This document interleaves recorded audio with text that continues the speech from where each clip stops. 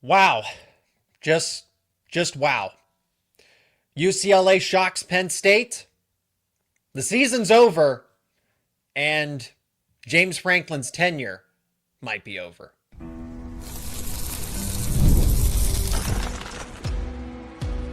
You are Locked On Nittany Lions, your daily podcast on the Penn State Nittany Lions. Part of the Locked On Podcast Network, your team every day. You are locked on to Penn State football. And as always, thank you so much for making Locked On Nittany Lions a part of your day, a part of your routine. My name is Zach Seyko, and I'm your host of the show, credentialed media member for both Penn State football and Penn State wrestling. And thank goodness we have Penn State wrestling to talk about very soon. As UCLA of all teams, this wasn't USC, this wasn't Washington. Obviously, Oregon came to Beaver Stadium the week before. But Penn State makes a trip out to the West Coast, and they lose to the UCLA Bruins, who fired their head coach or changing coordinators left and right. Guy who calls offensive plays, who put up 42 points against Penn State's defense. Just found out he was calling plays this week. And Jim Knowles, who is the highest paid defensive coordinator in all of college football, got run circles around by some 33-year-old who just picked up the playbook this week. I don't want to dismiss that. Jerry Neuheisel deserves a lot of credit for the game plan that he put together against Penn State. But it's unacceptable. It's atrocious. It's a lot of things that we're going to talk about. I don't have any notes. This is all off script. I'll look at the box score. I'm going to look at the comment section because I want the live chat to be a part of the show just as much. So this is going to be a show, and then we're going to kind of have like a fireside chat, if you will, later on. So it's kind of like, this is the night show, and then there's going to be the late night show. That's going to be a little more informal. So we'll have structure here, but then, kind of have some more talk in the follow-up show here. So just to let everybody know that this is part one of two parts, maybe even a third for these live shows. So let's talk about what happened here and then what the ramifications are of this. Penn State lost to UCLA 42-37. Jim Knowles, who James Franklin's been punching the table, punched the desk, trying to get for years. This was James Franklin's master plan for 5 years or so. Go get Jim Knowles. That'll solve everything defensively. Of course, Manny Diaz was a great hire, but the Jim Knowles prophecy has been what James Franklin has wanted for years. You get Jim Knowles, and now you lose the game. Andy Kotelniki, of course, bears responsibility for play calling here and there, but it wasn't the offense. He put up 37 points. Clearly, it wasn't Drew Allar. He had one of his most efficient games of his career. Granted, it's against UCLA. But the defense could not figure out Nico Iamaleava, who had been running all 4 quarters. It's not like this was broken out later on in the game and catches you off guard. For 4 straight quarters, you could not figure out how to contain Nico Iamaleava. And the onside kick was the difference. Say Penn State gets that possession. I mean, UCLA did everything. They played a perfect game, a near perfect game, because they botched a couple plays here and there. But Penn State did not force any. They didn't force any turnovers. UCLA played a near perfect game. The offensive line and all the things that they couldn't do, they couldn't move the football, they couldn't stop pressure. And this is a Penn State defensive line that retained Denai Dennis-Sutton and Zane Durant, and Zariah Fisher's back, and you got Alonzo Ford and Chaz Coleman's up and coming, and no pressure. No pressure whatsoever. The tackling. It's the tackling, because you can break down the X's and O's and the analytics and all of that stuff, but really this flat out came down to Penn State did not want to be there, and UCLA did. UCLA wanted to, they came in with the mindset that we are going to ruin Penn State's season. Penn State's season's over. I already see people posting about, well, if they beat Ohio State and if they win out, and obviously if they beat Indiana, that they at 10-2, if you're not beating UCLA, you're not beating anybody else. Okay? That's done and over with. I'm not thinking about, well, how does Penn State bounce back against Northwestern? I'm not talking about that. It's like playoffs. You want to talk about playoffs? Are you kidding me? They lose to the worst team in FBS. And we want to talk about, oh, well, they got to fix this against Northwestern and they can get right against Iowa. And if they just beat Ohio State and Indiana, no. The conversation truly now pivots to, does Franklin have a job or not after this? Because it's one thing to finish 9-3 and lose to top 10 opponents. I don't care what the reasons are, because I said going into this game, this is your prototypical trap game. You lose the double overtime thriller. Your head's not going to be in it. You're not going to have the mentality. And that was true. That was correct. But up until a certain extent, this is the worst team in FBS football. If they had gone out, again, this is USC or Washington, a more competitive team, a team that's thinking, hey, we could backdoor our way into the postseason this year, right? We can steal a win from Penn State and really build some momentum. UCLA season is over. They're just playing for fun. And Penn State looked miserable. Penn State looked miserable the whole game. Whoever said that Penn State's just not having fun, spot on, because Penn State just does not want to play football right now. They cracked under the expectations. They cracked under the pressure. Is that my fault because I'm a part of the media? I don't know. Maybe. But I don't think a podcast host should determine the mentality of a football program when you say, hey, this is national title or bust. It was. Well, you're not getting in the national title, so you got the other side of it. We now know the answer. You convince the athletic program to go out and make the splash hire and spend the most money for Jim Knowles. You tell donors and fans, we need NIL. We got to retain this roster. Help us bring back, help us keep the core, all of that stuff. I don't think they used the retain the roar this time around for Penn State to promote, but similar idea. You go and get Trevor Pena. You go and get Amari Campbell. You spend up in college football free agency to go get players. Hey, if we just have this guy, if we're just able to add this player, we will get to where we need to go. And everybody got worse. It is so shocking to me that I look at, okay, the key players, it almost doesn't make sense. It doesn't make sense because it's all mental. This is all mental. Penn State did this to themselves, whether they cracked under the pressure or they didn't take it seriously or they were just feeling sorry for themselves or a combination of all three. You had one of the best teams on paper. You could say the same thing for Clemson, but this is Penn State, so I don't care what Clemson does. We can laugh at Tom Allen or whatever, or poke fun at that situation. The same exact thing happened. So I guess we can relate. Welcome any Clemson fans that are in this show. You brought back the fourth-year quarterback, third-year starter, same offensive coordinator. The defensive coordinator was supposed to be an improvement. And then, wide receiver is such a bad position. Is this wide receiver group any better? They didn't do anything.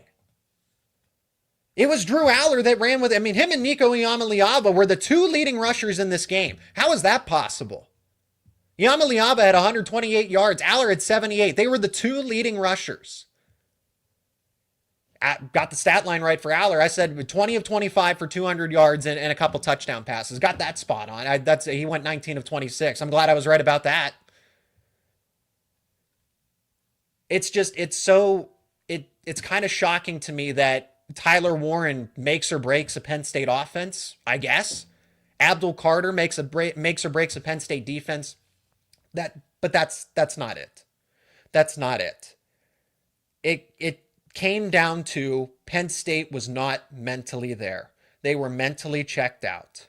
They did not like that the fan base, they bought too much into, and you're supposed to block all of that out. So that is on coaching.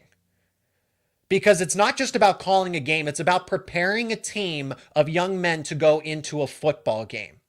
And you did not have them properly prepared for either Oregon and UCLA. And which one's worse?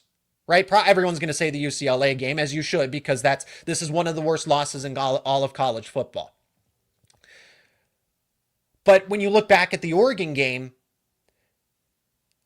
freshmen, sophomores, first and second year players are making more disciplined plays as a road team in the whiteout than fourth, fifth year veterans on Penn State's team.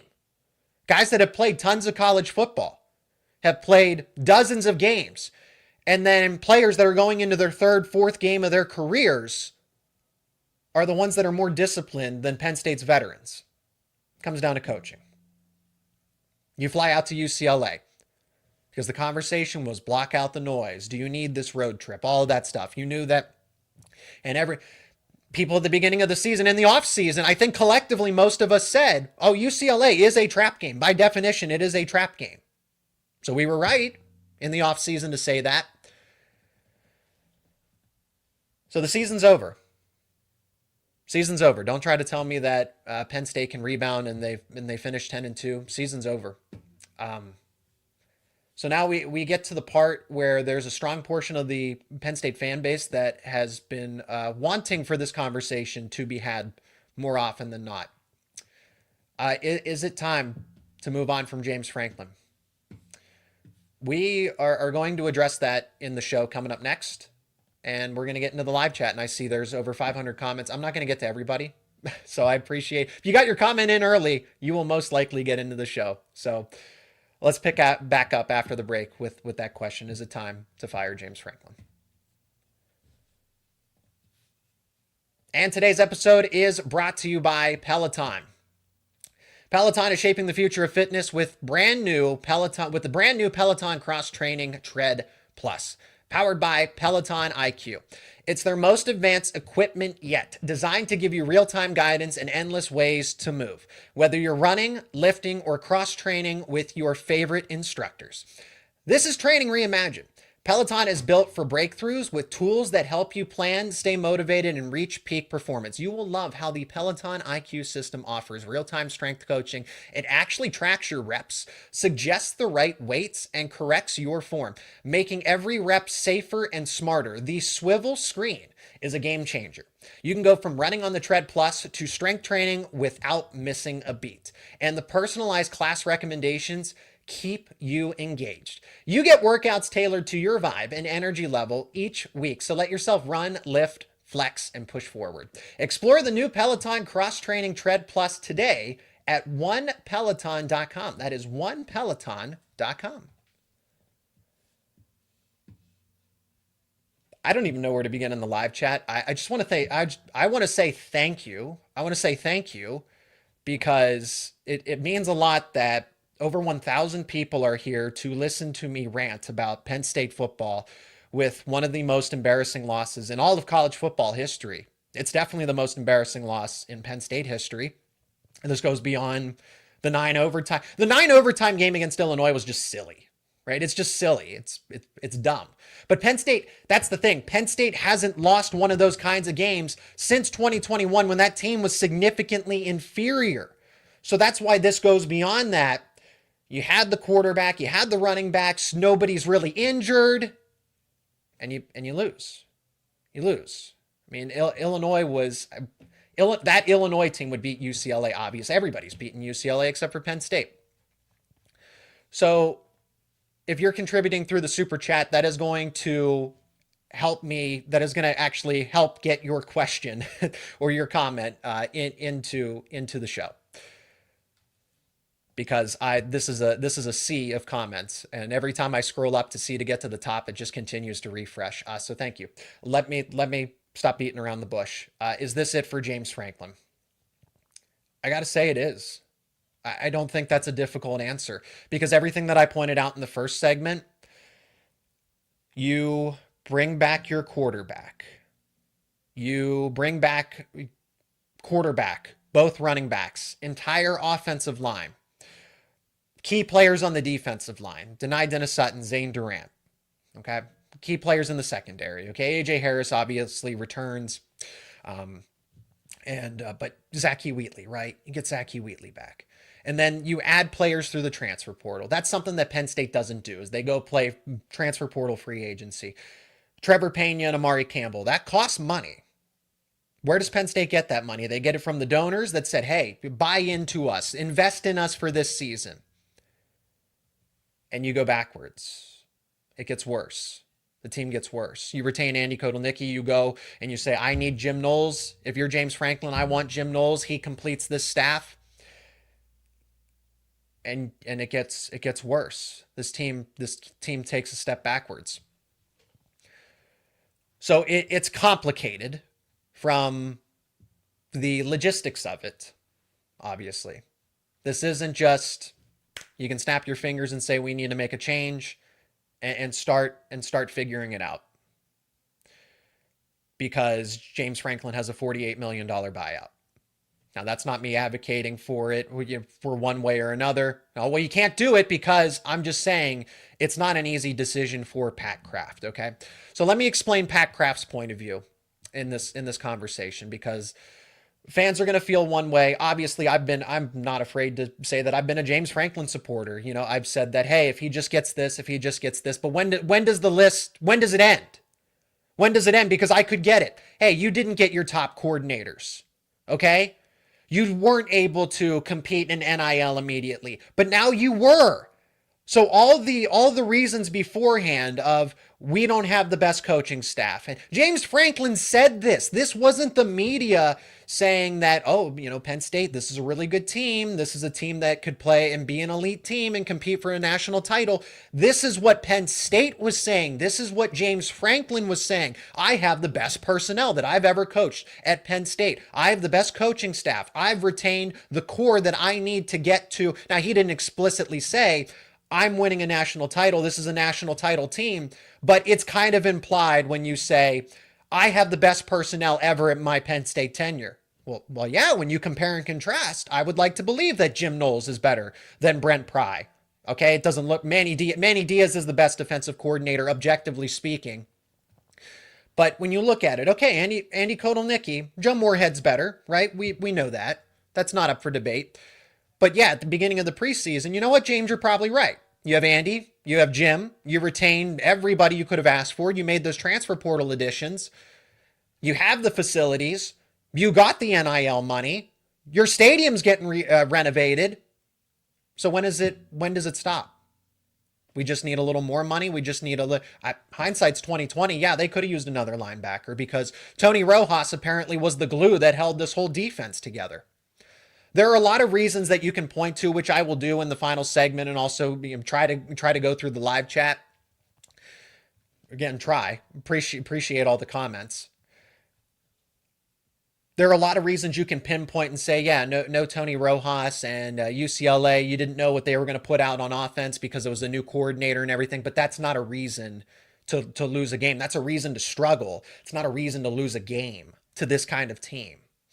So when you don't get prepared the right way, when you bring in the best defensive coordinator in college football, or at least it seems that way, and you give up 42 points to one of the worst teams in college football, it comes down to coaching. And I'm not talking about the X's and O's of it. I'm talking about leading a program of football players. It's inexcusable when you've been doing it for 12 years. This is always the thing that you could fall back on. James Franklin teams don't lose the game that they're not supposed to. They might not win the elite game, but other than Illinois and I think Michigan State, that one time at home a while back, was that 2017 or so? They always lose the elite to the elite teams, but they will never lose a game where they are favored. They will never be blown out. Okay, Illinois. I'm starting to start Maryland in the COVID season and Michigan State those times. And that's years ago. That's 4+ years ago where you can point to 3 select games, but every time they're going to, this is different. This is different. And that's why it very well might be time for a change, because I don't know what else do you need? What else do you need? Do you need a better defensive coordinator? Do you need a better offensive coordinator? You picked them. Do you need... You could use better play at your quarterback position, but you went all in with Drew Allar. You brought both of your running backs back. And you took a hit in recruiting because your NIL dollars went to focusing and winning a championship for this season and saying, we're going to punt in the 2026 class. Not saying that, again, explicitly, but it's implied. Actions speak louder than words. So when you have it all, again, it's not like they lost to Ohio State. And then my expectation was they would lose to Ohio State. The optimistic view is they would sneak out a win against Indiana, or maybe they even go, okay, they go 9-3. At worst, they can go 9-3, right? No. That's what I mean. The season's over. Now. You were aiming for a national title and the season's over now. I promise to get to the live chat, and I appreciate the people that are contributing to the super chat. So I feel like I am doing a disservice to the audience by not getting these super chat people into the show. So thank you so much for contributing. Penn State is trash 4-21. I don't even know why we're pointing out the big games. Why not point out that they're 3-2? They're trash and they're 3-2, and they're 0-2 in conference. LMAO. Yeah.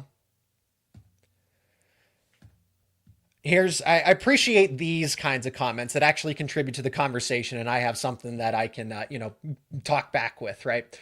The loss to the Oregon Ducks. So again, thank you to Teflon Don and Joe Lish, and now Justin. The loss to the Oregon Ducks now feels like Penn State didn't just lose the game, but their soul. So we're taking this to a spiritual level. It feels that way. I feel like part of my soul is missing here after today's game. Once they got the fight back, it was too late. Coaching was a problem, and Franklin's days are numbered. We're putting it at days because I'm talking to people. I'm having conversations with fellow Penn State mutuals, and I don't think Penn State's. I don't think James Franklin survives the season. The season. If you're going to make a decision, you make it now. Time to get Nick Saban on the line and bring him out of retirement. Taylor, again, thank you for the contribution in the super chat. Bye-bye, Big Game James. You won't be missed. JD, thank you for the contribution. I wonder if that, I don't know if that's just a blank comment because you're speechless, or if that's something, if that's YouTube protecting the comment section. Remember, please keep it PG, please, so I can actually conversate with all of you, please. Duck fan buying a drink for Zach. Tough day, brother. At least you're not trying to dunk on me, right? Because I came and said, hey, Penn State, I did pick them over Oregon. I did not see this coming. Nobody saw this coming. I expected Penn State to struggle, but not lose. Okay, they win. They don't win by the projected spread of 4 touchdowns. It was almost 4 touchdowns. And it's one thing to, hey, they won by 10-14. It's not pretty, but you were flying out. I pointed that out, that this is going to be a game where Penn State's going to struggle, because they mentally weren't there. But when you've been doing this for 12 years plus, you've been doing it for 12 years at Penn State, that's the part about this coaching staff that James has always pointed out, and that Penn State media mutuals, myself included, have pointed out. You had so much experience on this staff. Well, Jim Knowles has won a national title. Stan Drayton's been a part of a national title. Andy Kotelniki's coached a lot of college football. You don't have a bunch of newbies on staff, right? Terry Smith has been the right-hand man to James Franklin. Phil Troutwine's been on staff for a long time. Anthony Poindexter's been doing this for a while. Other than Dan Connor and Dion Barnes, and forgive me if I'm missing an assistant. I'm not going to rattle off everybody on the coaching staff. That was the whole point of this, is that it was a complete objective failure by a group of coaches that should not allow this to happen. Of 3rd, 4th, and 5th year veteran players. I understand if Penn State was breaking in a new starting quarterback. I understand if Penn State had a brand new offensive line. Changing coordinators. The same OC, and the offense looks broken at times. The defense, where this group does fit Jim Knowles' system. But then you give up 42 points to UCLA, and scheme, at some point you just should be able to out-talent them.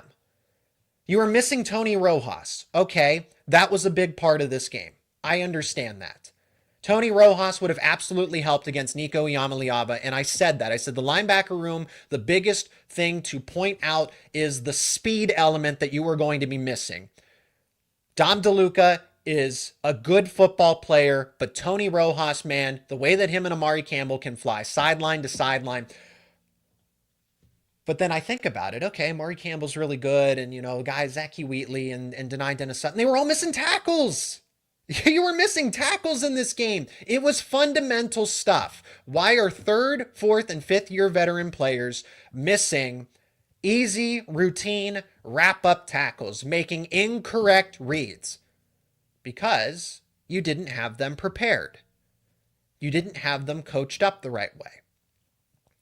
This game was lost on coaching.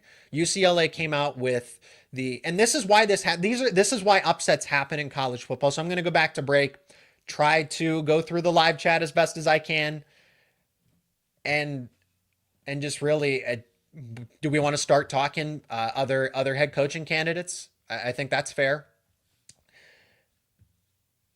It was just it's execution based, but because the coaching again. I still have so many things I can rant about in this UCLA game. Like, why are you running with your 5-star pocket passer on 4th and 2? Why is it a QB option on 4th and 2? Season's on the line, and you're running with Drew Allar.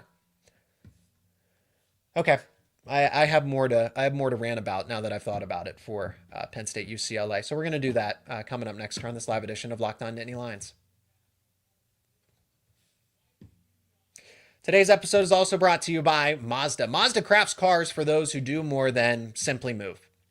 Mazda delivers confidence with every ride, with more IIH Top Safety Pick Plus awards than anyone else. From footwork to breathwork, athlete sweat, all the details, Mazda brings this same intention to how we craft every model.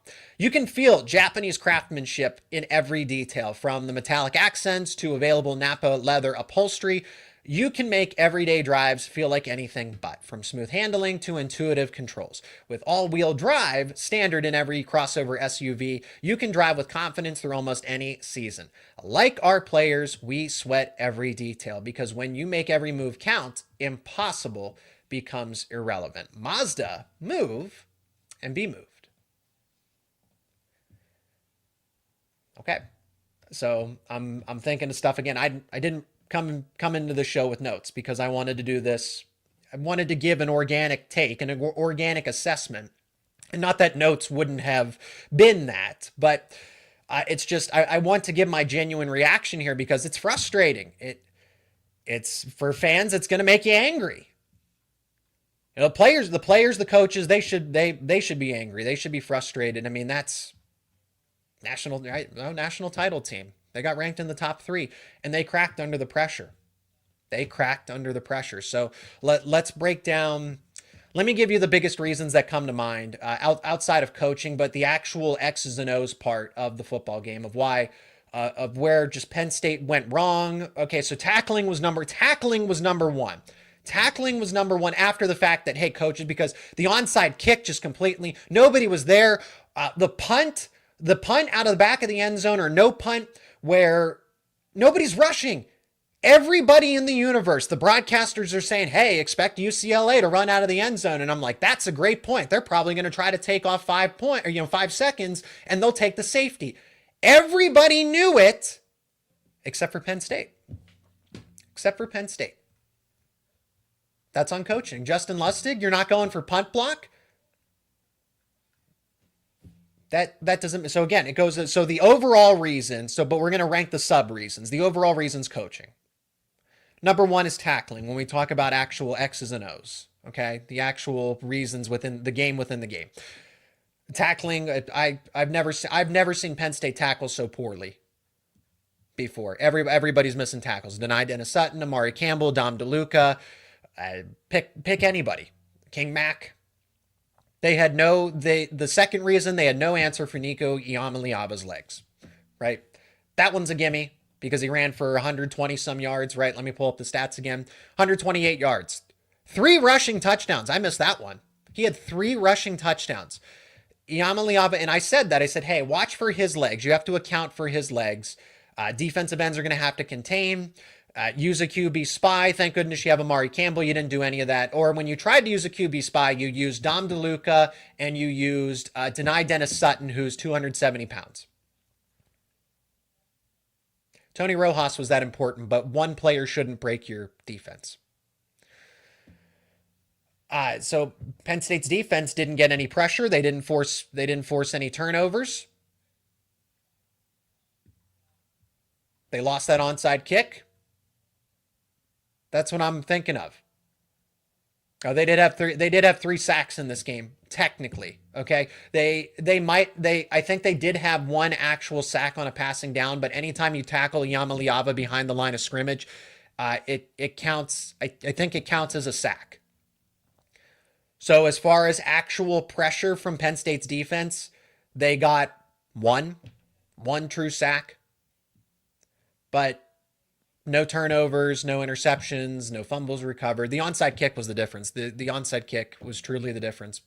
Who knows if Penn State actually scores on that possession, but UCLA probably doesn't score with the short field, right? I'm just thinking that through. So that totally flipped the game. Hats off to the UCLA coaching staff they didn't do it out of the halftime. The appropriate thing to do is later in the game at halftime or when you're building momentum. They said, no, screw it. We're going to do it at the beginning of the game. Hats off, the tip of the cap to UCLA for calling that play. That's outstanding. When I saw that following the game, because I wasn't following it at home originally, and I saw UCLA, onside kick recovered by UCLA. Wow, what a play call. Surely this won't come back to bite Penn State. No, it did.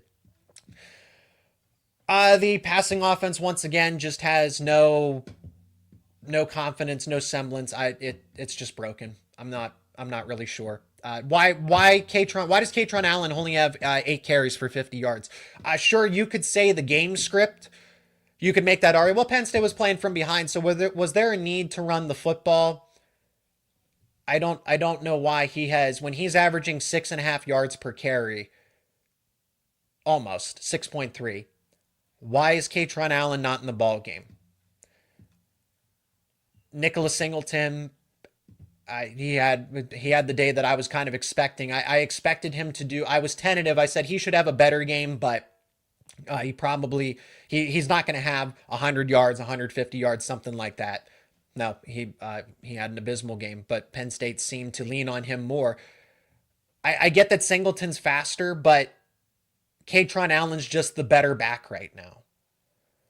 Why is it not him on passing situations? Because I saw Singleton miss a block. He doesn't have it together right now. He was missing plays. He's missing lanes. Because it's easy to point the finger and say, why is Andy? Because it's both sides of it. It's both Andy Kotelniki calling boneheaded plays, but then on some of the smart strategic ones, Singleton misses a lane. Singleton misses a block. The offensive lineman, there's nobody. Singleton has one man to beat if he just hits the lane and it doesn't happen. Well, that's a stupid play. Why is Penn State running there? It's a great play call. It's just poorly executed. So on 4th and 2, season's on the line. The season is on the line.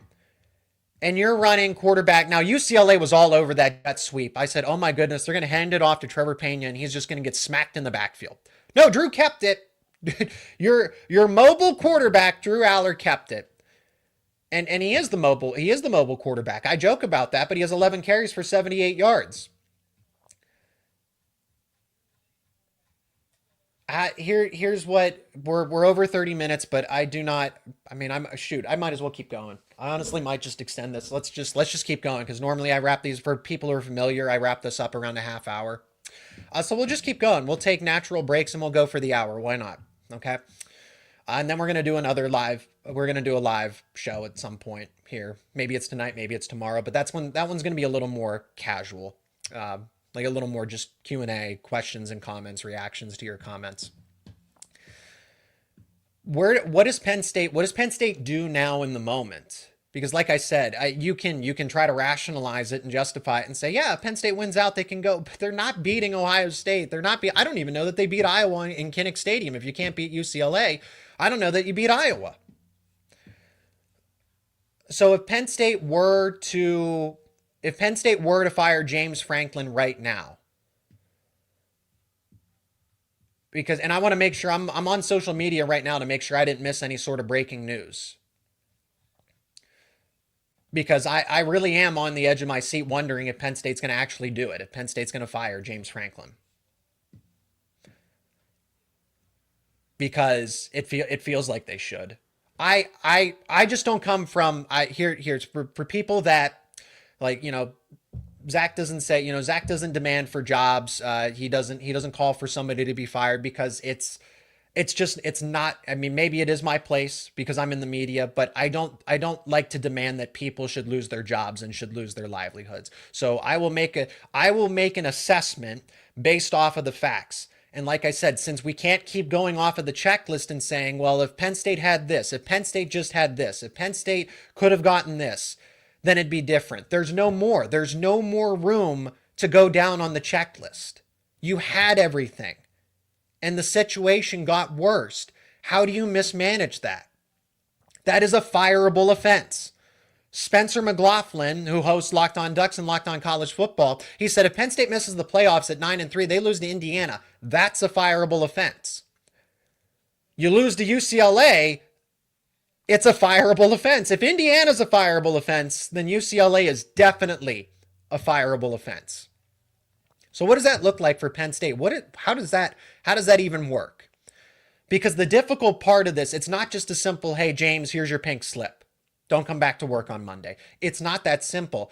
There are 48 million reasons why it's very difficult. And James Franklin's contract and the way that his agent negotiated it was extremely strategic with that reason, for that reason. If Penn State were to fire James Franklin, I imagine that Terry Smith would be promoted to interim head coach. I don't know what that would mean. I imagine Marcus Hagans might be fired because the receivers just aren't getting better. And I'll say that I was wrong, flat out wrong about Marcus Hagans. I'm not going to try to justify it because I wanted to take the buy low approach that, hey, Hagans is still a young coach. He was at Virginia. He just needs to get settled in, and there's just no movement. He's fine as a recruiter. Like, he's good as a recruiter. He's getting players. But just when it comes to coaching, the widers, Trevor Pena. Why did Trevor Pena was all conference at Syracuse. Now, granted, that's ACC competition, but still. 3 catches for 15 yards against UCLA. You spent potentially $2 million in that free agency, in college football free agency, to go get Trevor Pena for that exact reason. We needed a game changer. 3 receptions for 15 yards. Again, Drew Allar didn't have a bad day. Drew Allar was one of the few bright spots in this offense. So it's a little bit of everything. One day, it is Drew Allar's fault. One day, play calling. One day, the wide receivers. But every single time, there's just no movement from the wide receivers whatsoever. There's just no movement. Can't ignore the results anymore. There's just no movement there. Tyler Warren comes in, and he becomes a Heisman candidate, and he's a first-round pick. That's hats off to Ty Howell. Trevor Pena, all-conference receiver. Kyron Hudson's a pretty good ball player. At least I think so. Devontae Ross, non-existent in this game. He didn't have a catch. How is that? So something's not right there. Something's definitely wrong there. I keep going back and forth because these things, as they come up and I go on tangents. So if Penn State were to fire James Franklin and just say, hey, we're going to do the $50 million buyout, it's $48 million, but we'll round up. We can say $48 million. $48 million buyout. Terry Smith would be promoted to interim head coach because he's the assistant or the associate head coach anyway, so he would be promoted. It wouldn't be Jim Knowles. It wouldn't be Andy Kotelniki. They're not going to fire Jim Knowles. I wonder if Jim Knowles would stick with the next hypothetical coaching staff because you made that investment. Would anybody want Jim Knowles to stick around? Is that because people are already saying Jim Knowles needs to be fired? And I don't blame people for reacting that way. I really don't. Because you spent $3 million just to allow UCLA to go and get 42 points easily. Easily. There was no resistance from Penn State's defense. And I can only say, well, Tony Rojas was unavailable so many times. Tom Allen didn't have as much. Again, against Oregon, but that's against Oregon. This was against UCLA, where you are significantly better than them. You just need to be able to out-talent them at that point. And you couldn't. I don't know why you need this amazing scheme when you just have more talent than them purely speaking. So Terry Smith would be the head coach, interim head coach. I imagine Jim Knowles would stick around. Maybe Andy Kotelniki gets fired. Who would handle play calling duties from there? Probably Ty Howell. I think Ty Howell would stick around. Basically, everybody on staff would stick around. I don't think James Franklin. I think Andy would be a 50-50 if this were to happen. Again, I'm not trying to advocate for jobs being lost. Say, gone. I'm trying to think this through. Like, let's logically predict what would happen. Marcus Hagans would be potentially one. Andy Kotelniki would be one in addition to Franklin. And then they would ask Terry Smith. Terry Smith would have the first right to refusal, I think. Because I don't think it would be Jim Knowles. I don't think Jim Knowles would be promoted to head coach. He was brought in simply just to be the defensive guy. Then it would probably be Anthony Poindexter after that, or maybe if Kotelniki's still on staff. I just know for a fact that Terry Smith would have the first right to refusal, and Terry Smith would be one of the first candidates. Would be a candidate. I'm not saying the primary, but one of the first candidates to be interviewed for a hypothetical Penn State job opening. I truly don't know if Penn State will pull off. I don't know if they will actually fire James Franklin. I don't know if they will. Because $48 million, Penn State's not sitting on $48 million of liquid cash. They would probably have to negotiate some sort of situation if they were to do that. But it's not just an easy, yeah, let's do it. Let's figure out the head coaching situation. James Franklin holds a lot of the cards. He has the stability because he negotiated it. With Sandy, I don't think, under Pat Kraft, has he had the extension? Forgive me for blanking on that. But that's where they are. James Franklin has that stability because it's been negotiated. So I see we have some more comments in the super chat. So I'm going to get to some of those comments. I've said plenty here on this episode. I'm going to take another break. And when we come back, we're going to get some more comments from the live chat, from the super chats first. Here on this live edition of Locked On Nittany Lions, where Penn State's season is it's absolutely over. And today's episode is also brought to you by Monarch Money. Most people can't name all their financial accounts or even what they're worth, whether it's 401ks, properties, or investments. And when you don't have the full picture, you can end up leaving money on the table. That's why there is Monarch Money. It's an all-in-one personal finance tool that brings your entire financial life together in one clean, easy-to-use interface on your laptop or on your phone. Monarch is built for people with busy lives. If you put off organizing your finances, Monarch is for you. Monarch does the heavy lifting for you. You can link all of your accounts in minutes, see clear data visuals, and get smart categorization of your spending, and finally feel in control of your money without ever touching a spreadsheet. Maximize your investments, increase your savings rate, easily review finances with your partner or a financial advisor, and keep a clear view of your financial health week to week or long-term with Monarch Money. Don't let the financial opportunity slip through the cracks. Use code LOCKEDONCollege at monarchmoney.com in your browser for half off your first year. That's right. That's 50% off your first year over at monarchmoney.com with code LOCKEDONCollege. Okay, thank you to 1,000+ of you for wanting to hear me rant about Penn State football. It's a privilege. And I don't mean that lightly, so I want to say thank you in between these transitions. Let's get back to the super chat, where thank you for your contributions, and thank you for your just contributing your thoughts, but also for your donations as well. Mike Gundy, for Penn State head coach Sko Ducks. You know what's interesting about that is that Oregon might facilitate 2 firings, potentially more. They might wreck USC season, and that might force the Trojans to say goodbye to Lincoln Riley. So Oregon might fire potentially 3 head coaches this season. Think about that for a moment. Oh, I don't know about this. Willie Wally says fire Coach Franklin and hire Coach Gruden. I don't like the idea of John Gruden as a head coach. Or I hope you're not referring to Jay Gruden. I know you're not, but no, I will let John Gruden have his media role with Barstool. Yeah, this one stings. I did not. That one's the most surprising, actually. Remember when we thought the offensive line would be good?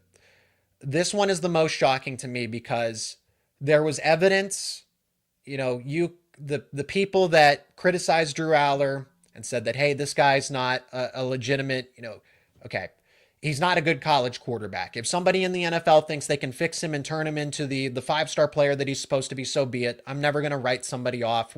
Brock Purdy's, right? Mr. Irrelevant that turns into a really good starting quarterback and making millions of dollars. I'm not saying Drew Allar is going to be that, but if there is a coach that is able to figure out Drew Allar, so be it. But the offensive line, guys like Zane Durant, I know that's the defensive side of the football, but the offensive line, when you retain Drew Shelton, Vanga Ioane, Nick Dawkins, I know people have questioned Nick Dawkins, should he be the starter, but this was a group that really hit its stride at the end of the season with 4 out of those 5. Was Sal Wormley really the make or break player that made this offensive? No, that's just not true. So it's just the collective cracking under the pressure because Drew Allar folded. Nicholas Singleton folded. The offensive line folded. Andy Kotelniki folded. Zane Durant folded. Denai Dennis Sutton was really good. He had his select moments, but so I can't just say, the defensive line, because Denai Dennis Sutton was good at points in time. Chaz Coleman was breaking out. But Zane Durant cracked under the pressure. The secondary, I don't know if they were good or bad one way or another.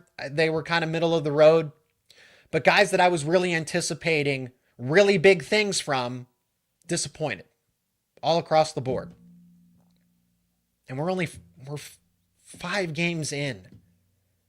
We're 5 games in. And this feels like an end of the season, because it is. It feels like we're at the end of the season, and I've deemed it the end of the season because that's the true way to frame it. But it feels like we're at Thanksgiving. That's what it feels like, the end of November, and I'm making an end of the season assessment where Penn State finishes 9-3 or 8-4, and it's like, what went wrong? Well, we just fast forwarded to that point, right? Taylor, thank you for the contribution. Duck fans who think you're number 1, go play in the SEC. So I guess Oregon's a really good team. Oregon's a really good ball team. Now people are questioning if Oregon's even good because they played a Penn State team. They played Oregon State. Who else have they played? Northwestern, right? Those are all not so good teams. Taylor, Taylor, thank you for the contributions. Penn State has been elite before, but not with Franklin. Since I didn't really watch a lot of the Paterno teams outside of, the mid to late 2000s and then the early 2000 teens, and obviously, what happened with the changes at the end of his tenure. I mean, those teams that I saw didn't win a national title, and actually they folded under the pressure too. Think about the 2008 team that was supposed to be a national title contender. I remember as a kid watching them lose on the road at Kinnick Stadium. So it's been a long time since Penn State has been an elite team. The 1994 season, where Penn State has truly been elite, where they are at the top of college football. And even they had their, those teams had their struggle games where they had to play from behind and they struggled with the team, but they didn't lose to them. Everyone's going to have that struggle game. They didn't lose to them. But to say that, Penn State always used to be elite before Franklin, they had their seasons here and there. You had the 1980, obviously the 1982 team, select teams in the 70s, the 1994 team, the 1986 team, but we're here in 2025. You can't point to, okay, 2005, 2008, they didn't meet that, hypothetical. They weren't in that BCS championship or anything like that. So here we go. Okay, so Penn State beats the brakes. I appreciate the comment. I'm not laughing at the comment. I'm laughing at it's just because it's like, oh, isn't it ironic that yes, if Penn State beats Ohio State, the team they haven't beaten in a decade, if Penn State beats the brakes off Ohio State, they could still be in it. It's just unlikely. Yeah. That's what I mean. It's over because Penn State, if you can't beat UCLA on the road, you're not beating Ohio State, and you're not beating Indiana either. And Iowa comes into question because this team's no longer mentally in it because the season's over. It's the same thing with Clemson Clemson lost to Georgia Tech, and then they followed that up with a loss to a bad Syracuse team. This is where Penn State is. So Clemson fans, we can hug it out. We're in the exact same situation. And that's what I mean. That's all there is to it, is that I can't rationalize and say, well, Penn State can do, because there's just not a situation where they get into the postseason, because I don't think they beat Ohio State and I don't think they beat Indiana. Could they go 10-2? Yes, technically yes. But to go on the road to Columbus, to beat an Indiana team that looks a lot better than I anticipated, it's not going to, again, you lost to the worst team in FBS right now. You lost to UCLA. Well, it's on the road. It's tough to win in these cross-country trips. Still UCLA. Okay. If this was USC, if this was Washington, it'd be a much different conversation. I would say, hey, Ohio State's on the way. Hey, Iowa's on the way. Hey, Indiana's on the way. Just win those games and you should feel a lot better, and this season can still be salvaged. No, you proved all of that is incorrect. All right. So now we're doing math about the buyout. 50 million divided by 106,000 approximately, for 471 cheaper than the whiteout tickets. Okay. So yeah, but why is it on the fans? My initial reaction to that, I get your math is you're being fun and you're trying to say, here's the math. It's 400. If everybody just contributes roughly $500, then this is how you buy it out. And I don't actually know if the math is correct or not. Honestly, I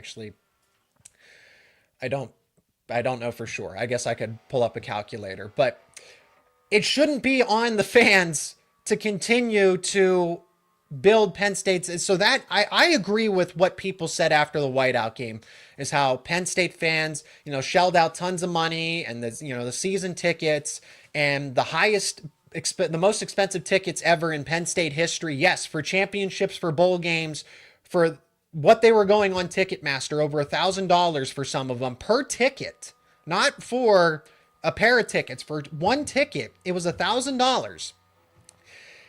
And then, well, if we had a little more NIL, just donate to the NIL fund and we can fix all of that.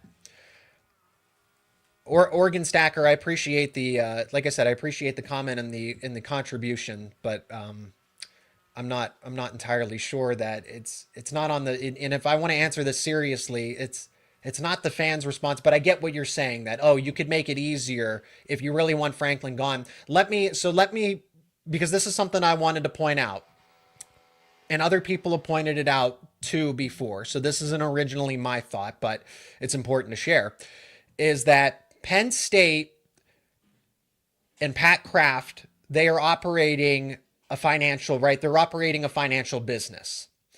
And it is not financially smart to spend $48 million to blow up your football program. It is not the wise move, believe it or not. Okay. Long term, it might be, but at least in the short term, because you are spending chunks of money that when you're in the middle, it's so complicated because Penn State's right now in the middle of a stadium rebuild. They got the Adidas contract, and that's not reasons to keep James Franklin, but it makes it a lot more difficult when Pat Graff's job is to balance the books and make Penn State profitable. Okay. To spend $48 million to make your football team worse before it gets better, that's not a financially lucrative move. However, how do you do that? Here's how you do.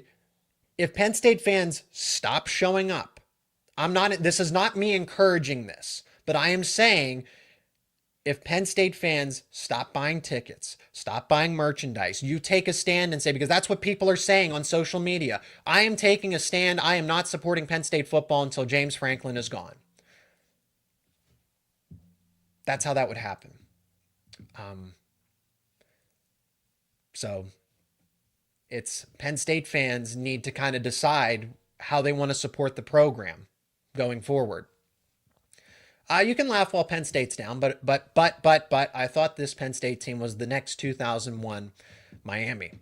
That was a good 2001 Miami team. Penn State was not that good, but as we can see, hindsight's 2020. Okay, this is, and I appreciate the comment, John Waffle, Hail to Pitt. I appreciate the contribution. Jay Morse, I really appreciate the thoughtful comments, so thank you. While I don't disagree, coaching changes need to be made. Again, that's kind of where I'm at this point. What more do you need? Because I always used to have, most people know that have watched this channel, watched this show routinely, know that I have taken James Franklin's side and say that, hey, if you just need this, but now you had this and I can't justify it anymore because that's where the line was drawn. This was the line in the sand that was drawn. So Jay, when you frame it that way, I agree with the way that you frame it. While I don't disagree, coaching changes need to be made because it's what else can you do? How much can be blamed on player talent? We haven't been top 10 in recruiting for over a decade. Are we asking to do more with less? Okay, thank you for a thoughtful debate here. So let me pull up Penn State's recruiting classes to get to the bottom of this, right? It is a valid point when Penn State hasn't been, well, that's that's James Franklin's forte. Okay, James Franklin's a recruiter above all else. I have talked about how difficult it is to get talented players, right? Routinely get 5-star players to Penn State. Because State College isn't exactly as appealing as it is to Los Angeles or parts of Florida or even Columbus, Ohio, Ann Arbor, Michigan. That's more appealing to college football players to spend their next 4 years, right? That's an uphill recruiting battle. We can be honest about that, is that State College is not going to be well liked by it's a niche location, okay? We can all agree on that objectively. But Penn State still does well enough under the circumstances. So 2026 is 16th according to On3. 13th in 2025. Again, this is all On3. 15th in 2024. 14th in 2023. 7th in 2022. And this is the class that Penn State built around. Deni Dennis Sutton, Nicholas Singleton, Drew Allar. Caden Saunders is hurt, but he never quite developed properly. Drew Shelton, Katron Allen. JB Nelson transferred from, that's right, he came in from Lackawanna College. Abdul Carter went off to the NFL. We know about that. There's a lot of players that transferred out of this class. Christian Driver, Jerry Cross, Cam Miller. I'm not trying to implicate them or anything.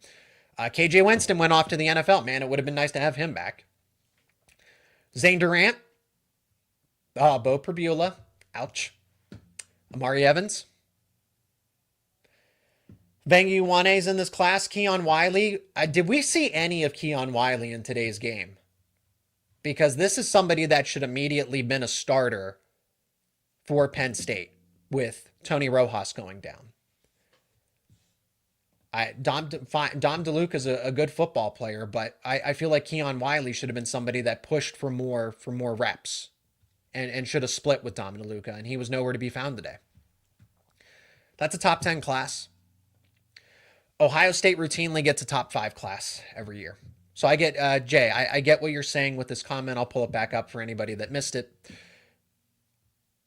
It's just, that is a reason. If you're on the side of no, just give James Franklin one final try, that I don't know. I've kind of expended all of my reasons on the checklist at that point.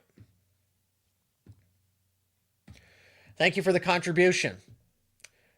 Allar, better than Pribula. Clifford, others, you're saying Penn State. Okay, let me start over.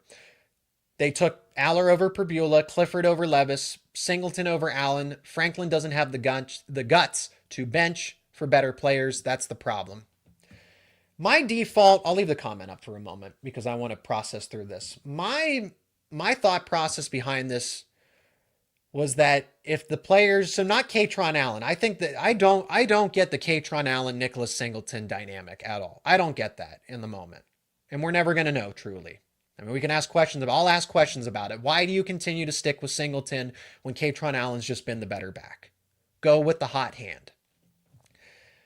Because, and the Pribula Allar situation's complicated because Penn State in the transfer portal and everything else in the middle of a postseason run, they did that because Pribula was a starting caliber quarterback. But was he better than Drew? I mean, hindsight's 2020. Here's how I look at that with particularly the quarterbacks. If Will Levis was truly better than Sean Clifford, he would have beaten him out for the QB job. At least that's how I look at it. Because Gabe Wosu overtakes Riley Thompson. I know that's the punter job. King Mack overtakes Antoine Belgrave shorter, so Penn State isn't afraid to bench people if their counterpart in the backup spot is doing better. At least I would like to think so. Or is James Franklin loyal to a fault? Because that's what's been popping up for me recently. Is James Franklin just too loyal to a fault? That he sticks with people that he is close with through and through no matter what, even if there are red flags. The people that have said that, the people that have pointed that out before, might be right. That James Franklin that Drew Allar's just his guy. Sean Clifford was just his guy. I don't know that Will Levis was actually any better of a college football. Just because he was drafted higher doesn't make Will Levis better than Sean Clifford. I don't think there's nothing that Will Levis did at Kentucky or did in the pros that other than being a starting quarterback for the Titans at select point in times. He got benched. They drafted Cam Ward because they're like, we can't go with Will Levis. So there's not much of a difference then. He's played a couple, but he's become a meme. At least Sean Clifford, he's a backup QB for the most part. So there's nothing different that it's not like Will Levis. If Will Levis was starting for an NFL franchise or if he went and became an all-conference player at Kentucky, I could see the argument. But I don't see how Will Levis was any better than Sean Clifford. Right now, you can say right now that Bo Pribula has played better than Drew Allar against not the greatest competition. Bo Pribula hasn't gone up against great competition. He hasn't faced the SEC gauntlet yet. But then, okay, well, Penn State has been playing inferior competition aside from Oregon. So can we really make that debate, right? So it goes down to maybe just James Franklin is loyal to a fault. I appreciate the contributions. Ohio State hasn't shown much yet, just saying. If we're talking, because I see I'm peeking in and out on ESPN because I have the box score up, but I see the scores refresh at the top. And Ohio State just scored for what it's worth. It's 7-3 against Minnesota. Are we justifying? See, I think the season's over. I'm sorry. I think the season's over because I don't think Penn State goes into Columbus and wins. I don't think they beat Indiana now. Best they do is 8-4. The team doesn't have the depth. Okay. Jim Knowles' defense is effective when you have two capable linebackers to run it, as we've seen so far. You lost Tony Rojas. What are the chances that you lose somebody else? And I don't like to say that. I really don't, but depth matters. And I was always concerned about the defensive tackle depth.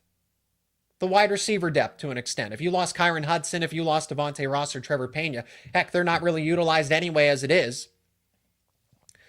But if you lost any of those players, the depth chart takes a massive hit. We haven't seen any of Tyseer Denmark. We haven't seen any of Kobe Howard. Penn State played. So listening to, we had Steve Jones on the show, play-by-play voice. Most diehard Penn State fans know, or most Penn State fans know who Steve Jones is. Okay, he's a legacy at Penn State. He came on the show and he talked about how Penn State was going to play 25 players there were 25 players capable of playing defense for Penn State, and their two deep was so great that they could just rotate anybody in and you would see little to no drop off. You would obviously see that just because, yes, Denai Dennis Sutton is that much better than a Jalen Harvey, but Harvey was capable enough to be a solid contributor. Then why is Jim Knowles only playing 13, 14 players in that game against Oregon? When you feel that is a must-win game at all costs, every game's a must-win, don't get me wrong. But its actions speak louder than words. So what happened? What happened to where you're only playing 14, 15 guys instead of the aforementioned 25? Penn State doesn't have the depth. And, okay, Ohio State, yes, in theory, they could beat the Buckeyes because they do struggle on offense. But this isn't the same Jim Knowles defense anymore. Tony Rojas was that much. That's why I said, hey, this is a big deal. They lost a key player. Tony Rojas is a star. He is a star. He fits into this Jim Knowles system almost better. Him and Amari Campbell were becoming the dynamic duo. Becoming one of the best linebacker duos in the country. They truly were. I know Ohio State has what it has. Don't get me wrong. But people were overlooking what Tony Rojas and Amari Campbell were. And then you lose Tony Rojas. If you lose anybody else in that linebacker room, it goes from bad to worse. God forbid they would lose Amari Campbell. Same thing with Denai Dennis Sutton, Zane Durant. They are one injury away on defense from taking another step back. Zachy Wheatley has been so good for them this season. He had 12 tackles. He was the only one that showed up and tackled today, it seems like. Even he was missing tackles, unfortunately. Amari Campbell showed up and did his job defensively. But I think for the most part, everybody else didn't. Everybody missed a tackle at some point in time. But you lose one of those key players. Again, this defense takes a massive step. We already see that we see them give up 42 points to UCLA. They lose another player on defense that is the starting caliber, star face of the defense type of player. They'll take an even bigger step back. Again, I can't make the justification that, they'll get right by Ohio State. If you're losing it, I would make that argument if they had beaten UCLA today. I would make that argument to you. Hey, there's still time. Okay? Sure, this is quite, but at least they won, right? They didn't do that. They didn't do that. All right, another thank you, Christopher, for your contribution and your comment. Don't disagree about your comments, but to first pay a $48 million buyout and then have enough cash to pull in a big-time coach away from another program seems not likely. That's what I mean. The logistics of this make it so complicated. It's extremely complicated because it's not just, let's just move on. Let's just move on. And then you really have to deal with the fact that James Franklin is well-liked among Penn State players, former and current. The first reaction when they lost to Oregon, for the most part, the collective reaction was, hey, we still support James Franklin. It's not on him. It's on us. We didn't play up to the standard. 99% of players that have come to Penn State and played under James Franklin, right? There are select players where you will find a negative opinion. Don't get me wrong. There are people that don't like this show. I just, to joke. But Penn State players, they love James Franklin. And so the people that support the program that like James Franklin are going to alienate them. It goes back to this, and I guess this is where I will finish up. Unfortunately, I could keep rambling. I could keep going for another hour, but like I said, I promised another live post-game show where it will be a little more back and forth Q&A comment section. Okay. So this was more of a structured, at least I tried to make it a structured show. but we're well over an hour. So Penn State has always been split. It is, I've never seen a program where there's so much division over whether or not, because for the longest time, because the crowd, the Fire Franklin crowd that have been vocal, and now it's growing. I'm seeing my entire social media feed. I have a social media feed that is strictly just Penn State accounts. And every post, even from people that I know, including myself, I'm one of those people that have always been on the side of, James Franklin, the deck's really stacked against him. But this time it was in his favor. And you fumbled. It got worse. But I think what's interesting is, I know there are going to be people that are at Ohio State that say fire Ryan Day and this and that. But they're still all on the same page of let's support Ohio State football. I don't get that sense for Penn State. There are people that will not support Penn State football at all costs. And I don't see that at other programs. Again, I'm that's the 1,000-foot view, but I don't see alignment issues at Oregon, at USC, even though they're struggling. There definitely wasn't with Nick Saban, but who knows with Kalen DeBoer, right? I can't speak to that. Georgia, Miami of Florida. I guess Florida's doing its own thing, right? I guess I can't speak on Florida. So that's where there's no alignment, Florida. But they've been losing for seasons. It's easier to say fire Billy Napier when he's going 6-6 with top 5 recruiting classes and tons of cash for NIL. To an extent, James Franklin never had that. And that's why I always say, we have a nice thoughtful comment from Jay. I want to bring this up again. The recruiting classes haven't been that great, right? Because Penn State's not competing with the same war chest that other places are competing against. Now they are, though. But to build a championship team, you can't build it overnight. It takes a 3-4 year process. But this was the year the stars truly align. So my point that I do want to finish on for this, and we can talk, it's an interesting debate. I would like to actually talk about it further, but just as I'm trying to rationalize it off the top of my head right now, is that it's not all hands on deck. We're not all rowing in the same direction, so to speak.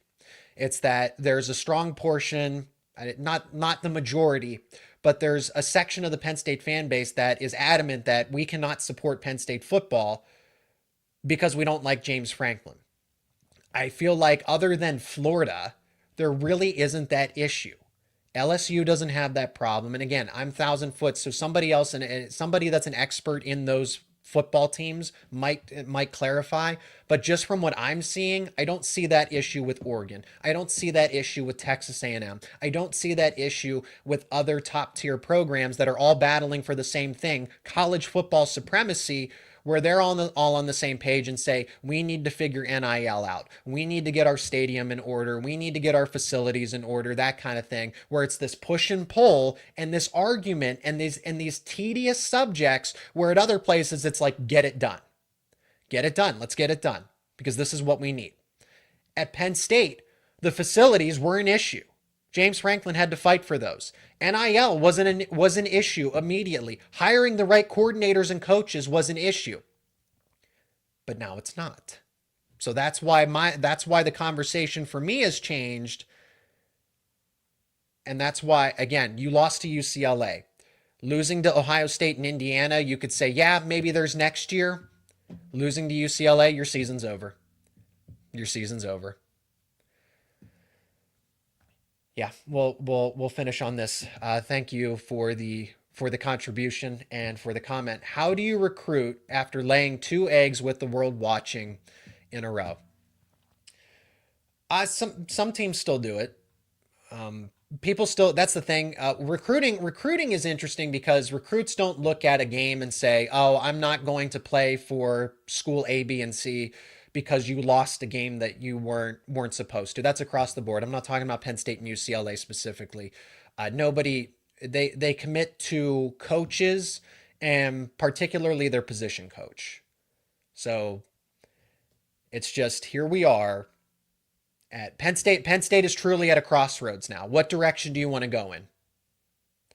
Do you want to move forward, or do you still want to be, because the difference is tier 1 and tier 2. Penn State is firmly within tier 2. There's no way for me to justify it anymore. There's no way to rationalize it, because you got your coordinators, you brought your superstar team back. NIL was in order. You got Trevor Pena and Amari Campbell out of the transfer portal. All the things that I said originally, you had all of that, and you lost to UCLA. It's one thing to go 10-2, lose to Oregon and Ohio State. Same old, same old. You lost to UCLA. So there's no justifying that. There's no rationalizing that. You didn't even get upset by Iowa. You lose on the road to Iowa, Kinnick Stadium. Okay. On the road at UCLA, when they were the laughingstock of college football, this loss is comparable to Appalachian State, Michigan. That was in the big house. That was when Appalachian State was becoming somewhat, of a relevant program. I think weren't they FCS at that point in time too? So the UCLA loss is not worse than that, but it's up there. People are going to remember this one. It's not going anywhere. But I'm still unsure if Penn State's even going to make that decision and actually fire James Franklin. But this is a fireable offense. I'm not advocating for anybody to lose their jobs, because I can't do that. That's just the human part of me, that I can't do that. But I will objectively say this is a fireable offense. With everything you got going into the season and you lose to UCLA, it's a fireable offense. That is where I'm going to have to finish things. I'm out of breath. I haven't had water in an hour and a half, give or take. So I just want to say thank you to everybody. Thank you. I didn't get back to the live chat. I was in the super chat because I want to thank people for joining the super chat, but also the live chat. There are over 800 comments. So I appreciate all the folks that have been a part of the show, that have joined me for conversations, for better, worse, or indifferent. All the Penn State wins, the Penn State losses, the ones that have been super aggravating like this one, just thank you. I appreciate it. I really do. And we'll still do this daily. So if Penn State is going to make a decision, or if they don't make a decision, we have a conversation one way or another. I will be here daily. You can guarantee that much. My name is Zach Seyko. I'm your host, as always, of Locked On Nittany Lions. We're talking Penn State football. We're talking Penn State wrestling. Thank goodness Penn State has wrestling. Am I right? We'll talk basketball. We'll talk recruiting. We'll see what the fallout is if Penn State actually makes a decision. If they stay pat, okay. And that's not a pun with Pat Kraft. I'm just saying, if they stay put with James Franklin, Penn State, then Penn State has made its decision that they are content with where they are when it comes to football. Just know that much. Thank you for the support as always. We do this daily, every single day here on Locked On Nittany Lions. So if you're new, subscribe to the YouTube channel and wherever you get your podcasts for more conversations around your favorite Penn State sports teams. I mean this truly, it is a privilege. It was great to talk to all of you here after this game. Penn State loses to UCLA 42-37 in the most embarrassing fashion possible.